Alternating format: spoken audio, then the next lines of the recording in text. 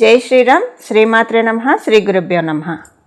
2025 సంవత్సరం మార్చి నెలాఖరున శనైశ్వరుడు కుంభరాశిలో ఇన్నాళ్ళు సంచారం సాగిస్తూ ఉన్నాడు. కుంభరాశిలో సంచారం సాగిస్తున్న శనైశ్వరుడు మీనరాశిలోకి మార్చి నెలాఖరులో వెళ్తాడు. అంటే 30వ తారీఖు ఆయన వెళ్తారు. 30వ తారీఖు శనైశ్వరుడు సంచారం. ఇంకా 30వ తారీఖు నుంచి 2025 సంవత్సరం మార్చి నెలాఖరు నుంచి 2.5 సంవత్సరాల పాటు ఆయన సంచారం మీనరాశిలో సాగుతుంది. మీనరాశిలో ఆల్రెడీ రాహుదేవుడు అక్కడ సంచారం చేస్తూ ఉన్నారు. వీళ్ళిద్దరూ కలిసి కొన్నాళ్ళు అదే రాశిలో ఉంటారు. ఎప్పటి వరకు అంటే మార్చి నెలాఖరు నుంచి మే 18వ తారీఖు వరకు కూడా శని రాహువుల సంచారము మీనరాశిలో కొనసాగుతుంది. శని రాహువుల సంచారం మీనరాశిలో ద్వాదశ రాశుల వాళ్ళకి ఎలాంటి ఫలితాలు ఇవ్వబోతూ ఉంది, అసలు వీళ్ళిద్దరి విశిష్టాంశం మనం ఒకసారి తెలుసుకుందాం. శనివత్ రాహు కుజవత్ కేతు అని చెప్తుంది పరాశర సంహిత. శనైశ్వరుడు మరియు రాహు భగవానుడు వీళ్ళిద్దరూ కలిసి కుంభరాశిని, వాళ్ళిద్దరికీ స్వరాశులు, వీళ్ళిద్దరికీ కూడా కుంభరాశి స్వరాశి. ఎందుకంటే రాహుకేతువులు ఇద్దరు కూడా ఛాయాగ్రహాలు కాబట్టి, నోట్స్ కాబట్టి, నార్త్ అండ్ సౌత్ నోట్స్ కాబట్టి వాళ్ళిద్దరికి సపరేట్ రాశులు అంటూ ఉండవు. శనీశ్వరుడు ఒక రాశైన కుంభరాశిని రాహు భగవానుడు షేర్ చేసుకుంటాడు. అలాగే మంగళుని రాశైన వృశ్చిక రాశిని కేతు భగవానుడు షేర్ చేసుకుంటాడు. శనైశ్వరుడు మరియు రాహు భగవానుడు వీళ్ళిద్దరూ కలిసి కుంభరాశి అధిపతులు అవుతూ సహజ కాలపురుషుడు కుండలిలో వ్యయభావంలో వీళ్ళిద్దరూ సంచారం సాగిస్తూ ఉన్నారు.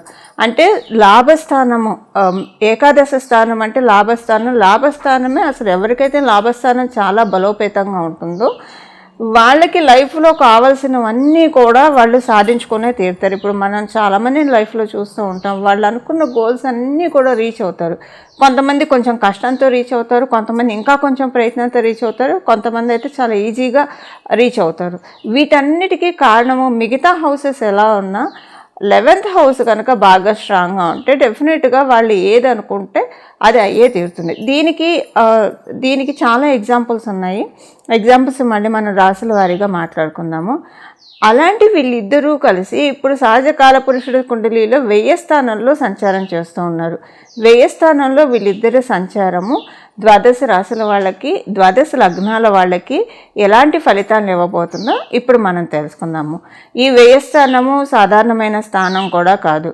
గురు భగవానుడి యొక్క స్వక్షేత్రము మీనరాశి. 10వ స్థానం అంటే సహజ కాలపురుషుడు కుండలిలోని 10వ స్థానం అంటే మీనరాశి, అంటే గురు భగవానుడికి స్వక్షేత్రము.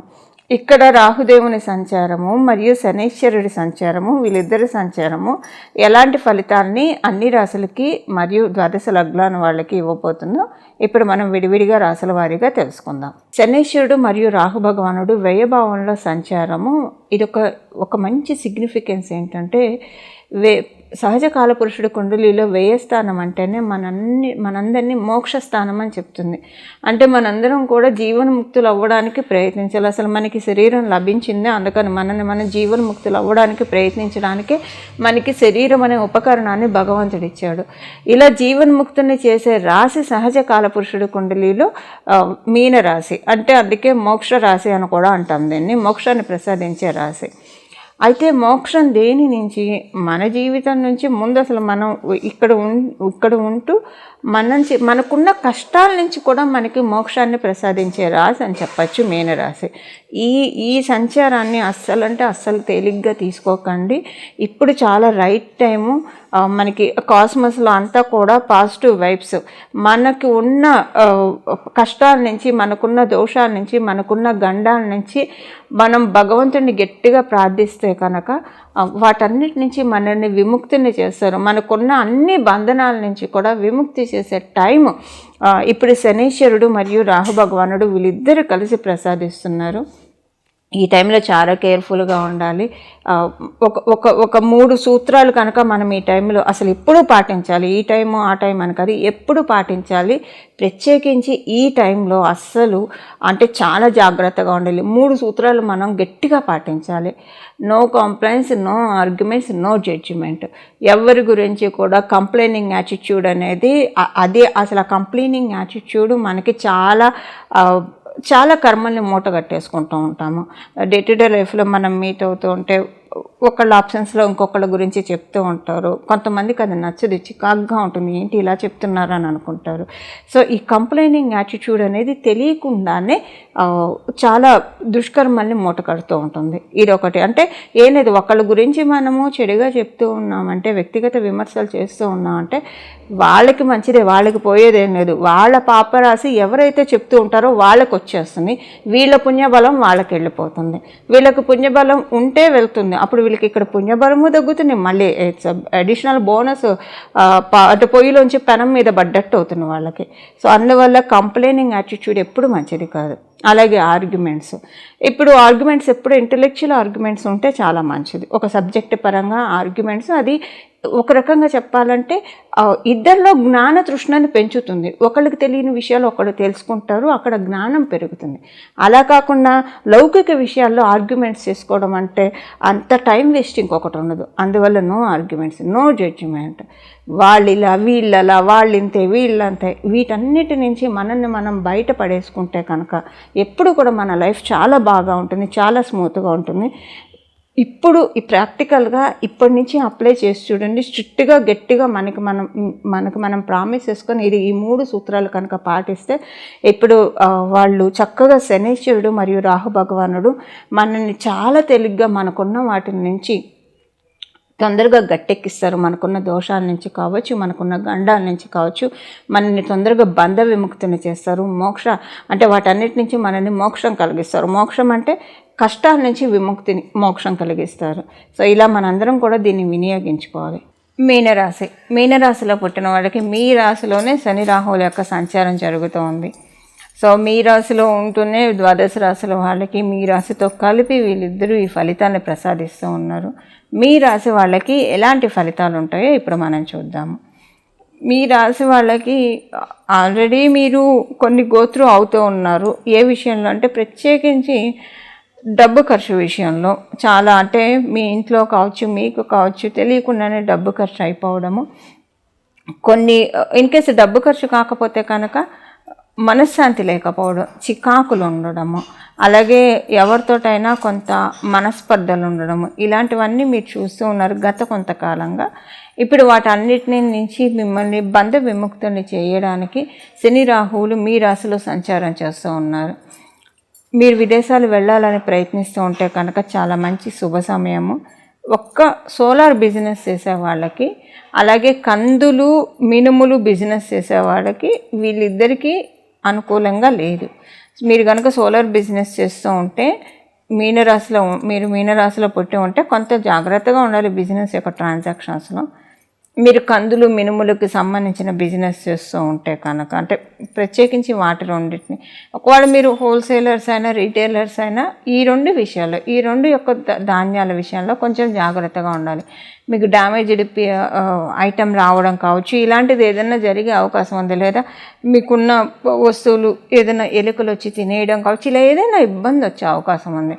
ఈ రెండింటికి సంబంధించిన విషయాల్లో కొంత జాగ్రత్తగా ఉండాలి మీరు ఈ వ్యాపారం చేస్తూ ఉంటే. మిగతా వాళ్ళకి, వ్యాపారస్తులకి, ఉద్యోగస్తులకి ఇద్దరికీ ఈ ట్రాన్సిట్ అనుకూలంగానూ లేదు, అలాగని ప్రతికూలంగా కూడా లేదు. మీ అంటే వీళ్ళు మీకు ఇబ్బంది కలిగించట్లేదు, అలాగని పూర్తిగా మంచి ఫలితాలను కూడా మీకు ఇవ్వట్లేదు. శని రాహువులు ఇద్దరు కూడా ఒక రకంగా చెప్పాలంటే, ఒక మాటలో సింపుల్గా చెప్పాలంటే, మీ జన్మజాతకాన్ని అనుసరించి మీ జన్మజాతకం బాగా ఉంటే చాలా బాగా ఉంటుంది. ఇన్కేస్ మీ జన్మజాతకం బాగోకపోతే గోచారం అనుకూలించట్లేదు. కాబట్టి ఈ గోచారం అనుకూలించడానికి, మీకు మంచి ఫలితాలు రావడానికి మనం ఇప్పుడు తెలుసుకోబోయే పరిహారం చేస్తే ఈ ట్రాన్సిట్ మీకు వీలైనంత వరకు మంచి ఫలితాలను తీసుకోవడానికి అనుకూలంగా ఉంటుంది. కొంచెం భయము, భ్రాంతి, భ్రమ, అంటే భయము కంటే కూడా భ్రాంతి, భ్రమ ఎక్కువగా ఉంటుంది. అంటే అసలు ఏమీ ఉండదు, మీకు అంతా బాగానే ఉంటుంది. లేనిపోని ఆలోచనలతోటి, లేనిపోని భయము, భ్రాంతిలో ఎక్కువగా ఉంటారు ఏప్రిల్ 1 నుంచి అలాగే మే మధ్యలో వరకు. కానీ అవన్నీ ఎందుకు వస్తాయంటే, మీరు ఏ విషయానికైతే భ్రాంతి, భ్రమ చెందారో, అంటే సపోజ్ విద్యార్థినులు అయితే ఎగ్జామ్ బాగా రాసినా రాయలేదని అనుకుంటే అక్కడ మీకు రిజల్ట్స్ వేరే రకంగా ఉంటే చాలా బాగా వస్తాయి. అలాగే వ్యాపారస్తులకు కూడా ఇప్పుడు మనం చేస్తున్నవి వ్యాపారం సరిగ్గా సాగదన్న భ్రాంతిలో భయంలో ఉంటే బాగా సాగుతుంది. ఉద్యోగస్తులు కూడా సేమ్ అలా. అంటే ఏదన్నా ఒకవేళ మీరు ఎవరి గురించి అయినా మీతో వాళ్ళు మాట్లాడరేమో, లేదంటే వాళ్ళతోటి మీకు రిలేషన్ బాగుండదేమో అన్న భయం భ్రాంతిలో ఉంటే అలా ఏం ఉండదు, దానికి రివర్స్ ఉంటుంది. సో ఒక రకంగా మీకు కలిగే ఏ విషయంలో అయినా సరే భయము భ్రాంతి భ్రమ కలిగితే అది మంచిది. మీకే అయితే ఇక్కడ ఒకటి వాటిల్లోంచి మిమ్మల్ని బయటకు తీసుకొస్తారు. సపోజ్ ఇక్కడ మీరేంటంటే ఒక రకంగా మీకు భయంతో కూడిన భ్రాంతి ఉండడం మంచిది. ఈ భయము భ్రమ భ్రాంతి ఒక్కొక్కసారి మీరు రాంగ్ స్టెప్స్ తీసుకున్నా కూడా, ఉదాహరణకి వ్యాపారస్తులు ఏదన్నా ఎక్స్టెన్షన్ చేయాలని ప్లాన్ చేస్తున్నారు, ఎలాగైనా నేను సక్సెస్ అవుతానన్న భ్రాంతిలో ఉంటే అది రివర్స్ కూడా జరిగే అవకాశం ఉంది. సో ఒక భయం ఉంటే ఏమవుతుందంటే ఇప్పుడు నేను సక్సెస్ అవుతానా లేదా, కొన్నిసార్లు భయం కూడా మనకు ఒక టానిక్ లాగా పనిచేస్తుంది. ఇప్పుడు మీకు ఆ టానిక్ రాహు భగవానుడు మరియు శనీశ్వరుడు ఇస్తున్నాడు. మీరు బిజినెస్ ఏదన్నా ఎక్స్పాండ్ చేస్తున్నా లేదా ఉన్న బిజినెస్లో మీకు అవుతుందా లేదా అన్న భయము భ్రాంతి ఉంటే కనుక అది డెఫినెట్గా బాగా అవుతుంది. లేదా అసలు ఇది ఖచ్చితంగా బాగా అవుతుంది, ఇది వెళ్తుంది, ఇది వెళ్ళే ప్రోడక్ట్ అని మీరు అనుకుంటే దానికి రివర్స్ ఉంటుంది.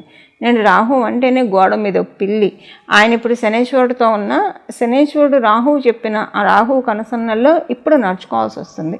ఇక్కడున్న మీ రాశి వరకు గోచర గ్రహస్థితుల ప్రకారం. సో మీరు దేనికైతే భయపడుతూ ఉంటారో అది మంచి జరుగుతుంది, దేనికైతే కొంత కాన్ఫిడెంట్గా ఉంటారో అక్కడ మీరు జాగ్రత్తగా ఉండాలి, చూసుకోవాలి. కాన్ఫిడెంట్గా ఉండడం మంచిది. మీకు తెలియకుండానే ఓవర్ కాన్ఫిడెన్స్ వచ్చేసేసి మీరు అనుకున్న దానికి రివర్సల్ అయ్యే అవకాశం ఉంది. సో ఒక చిన్న లేయర్ని మీరు పట్టుకొని జాగ్రత్తగా మీ పనులు మీరు మేనిఫెస్ట్ చేసుకుంటూ వెళ్తే కనుక ఈ ట్రాన్సిట్ మంచి ఫలితాలను ఇస్తుంది. అసలు ఇప్పుడు మనం ఇవన్నీ వదిలేసేసి భగవంతుడి పాదాలను పట్టుకుంటూ మన ప్రయత్నం మనం చేసే పందాలో వెళ్ళడానికి ఇప్పుడు మనం ఏం పరిహారం చేసుకోవాలో ఇప్పుడు చూద్దాం. శని మరియు రాహు యొక్క సంచారము మీనరాశిలో ఫలితాలు ఇప్పుడు మనం తెలుసుకున్నాం కదా. దీనికి చేసుకోవాల్సిన పరిహారము, ఏ పరిహారం చేసుకుంటే వీళ్ళిద్దరి సంచారము కొంతకాలమే అయినా సరే మంచి ఇంపాక్ట్స్ ఇవ్వడానికి, అలాగే నెగిటివ్ ఇంపాక్ట్స్ నుంచి మనల్ని మనం రక్షించుకోవడానికి ఎలాంటి స్తోత్ర పారాయణాలు చేయాలో మనం ఇప్పుడు చూద్దాము. హయగ్రీవ స్వామివారి ఆరాధన చాలా చక్కగా ఉపకరిస్తుంది. హయగ్రీవ స్వామివారు జ్ఞానప్రదాత. జ్ఞానానందమయం దేవం నిర్మలం స్ఫటికాకృతిం ఆధారం సర్వ విజ్ఞానం హయగ్రీవ ఉపాస్మహి అని చెప్పి మనం శ్లోకం స్వామివారికి సంబంధించి చెప్పుకుంటూ ఉంటాము. హయగ్రీవ స్వామివారు మనకి అంత జ్ఞానాన్ని ఎలాగైతే గురుదక్షిణామూర్తి స్వామివారు కావచ్చు, కృష్ణ పరమాత్ముడు కావచ్చు, గురువులందరూ ఎలాగైతే జ్ఞానాన్ని ప్రసాదిస్తారో విష్ణుమూర్తి అంశ అయిన హయగ్రీవ స్వామివారు కూడా ఆరాధన చాలా అంటే చాలా చక్కగా ఉపకరిస్తుంది. శనీశ్వరుడు మరియు రాహుదేవుని సంచారం మీనరాశి రాష్ట్రాధిపతి గురు భగవానుడు అవ్వడం వల్ల రాహు భగవానుడు పని ఏంటంటే ఎక్కడ ఉంటే అక్కడ ఏది ఉంటే అది యాంప్లిఫై చేస్తూ ఉంటాడు. అంటే ఒక భూతద్దం అని అనుకోండి, రాహుదేవుణ్ణి మనం స్పెసిఫై చేయాలంటే, వస్తువులలో మనం స్పెసిఫై చేయాలంటే అందరికీ అర్థమయ్యేది చెప్పాలంటే ఒక భూతద్దంలో మనము ఇలా ఒక పేపర్లో కానీ ఎందులో అయినా పెట్టి చూస్తే ఎంత చిన్న అక్షరాలైనా సరే చాలా పెద్దవిగా కనిపిస్తాయి. అది రాహు భగవానుడి తత్వం. ఆయన ఎక్కడ మంచి ఉంటే మంచిని చాలా పెద్దగా భూతద్దం పెట్టి చాలా పెద్దగా చేసి చూపిస్తాడు. అలాగే చెడు ఉన్నా కూడా అదే పెద్దగా చేసి చూపిస్తాడు. అందుకే రాహు మరియు కేతువులో గోచారంలో కావచ్చు, జన్మజాతకంలో కావచ్చు, వాళ్ళిద్దరూ సరిగ్గా ఉంటే అసలు వాళ్ళు మంచిని బాగా ప్రత్యేకించి రాహుదేవుడు మంచిని బాగా పెంచి చూపిస్తాడు. కాబట్టి వాళ్ళ లైఫ్ చాలా బాగా ఉంటుంది. అంటే చాలామందికి వెల్ నోటెడ్ పీపుల్గా ఉంటారు. అలా ఒకవేళ చెడు ఉన్నా సరే వాళ్ళు విపరీతమైన హ్యామరింగ్స్, అసలు విపరీతమైన కష్టాలు, ఒకటి దాటితే ఒకటి గంటి జీవితం. అంటే గండాన్ని దాటడానికే పుట్టామా, ఇదైపోతే అదైపోతే అది, ఒక్కొక్కసారి అయితే అన్నీ చుట్టూ ముగ్గిపోతూ ఉంటాయి.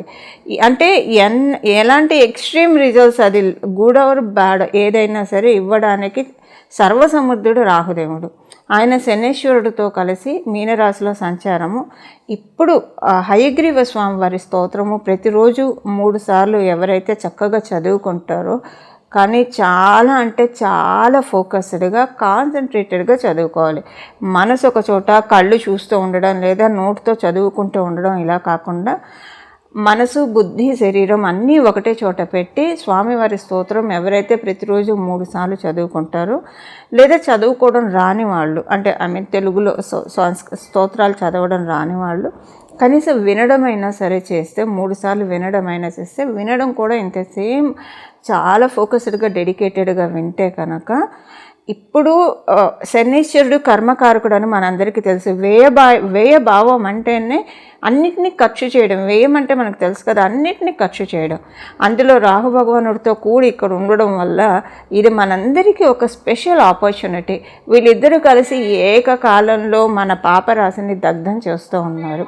ఈ పాపరాశిని అంటే జన్మల నుంచి క్యారీ చేసుకుంటూ వచ్చింది కావచ్చు. ఈ జన్మలో మనం తెలిసి చేసిన తప్పులు, తెలియక చేసిన తప్పులు, వీటన్నిటి నుంచి మనకి ముక్తిని ప్రసాదించబోతున్నారు. ఇక మీదట మనని మనం కరెక్ట్ చేసుకుంటూ ఇంకా మంచి మార్గంలోకి వెళ్ళి మన జీవితంలో గ్రోత్, ప్రోగ్రెస్, ఎప్పుడైనా సరే మనం కష్టపడుతున్నామంటే మన పాపకర్మ కరిగిపోతున్నట్లు, సుఖపడుతున్నా అంటే మన పుణ్యకర్మ కరిగిపోతున్నట్లు. ఎప్పుడైతే ఆ 2 బ్యాలెన్స్డ్ మోడ్కి వెళ్తాయో అప్పుడు వాళ్ళు రమణ మహర్షి అవుతారు, ఇలాగ మనకి రామకృష్ణ పరమహంస అవుతారు, ఇలా అవుతారు. సో ఇప్పుడు మనం గృహస్థాశ్రమ ధర్మంలో ఉన్నాం కాబట్టి ఉన్న వాటిని ఖర్చు చేసేసుకుందాము. ఏదైనా మనకి దోషాలు ఇలాంటివి ఏవైనా ఉంటే పర్ఫెక్ట్గా కరిగే ఈ టైము శనీశ్వరుడు మరియు రాహు భగవానుడు వీళ్ళిద్దరూ కలిసి మీనరాశిలో ఉండి చేసే పనే అది.